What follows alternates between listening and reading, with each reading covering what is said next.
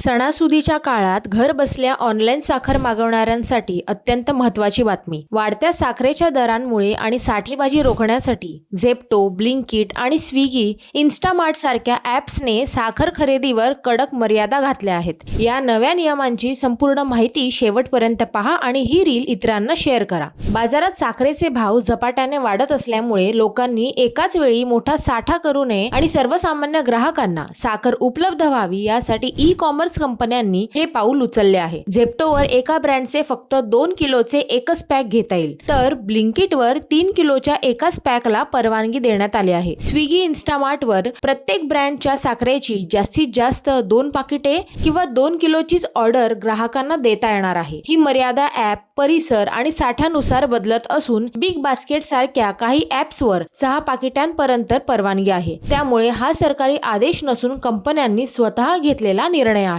Online ॲप्सने साखर खरेदीवर 2 ते 3 किलोची अशी मर्यादा घालण्याच्या या निर्णयाबद्दल तुम्हाला काय वाटतं? कमेंट करून नक्की सांगा.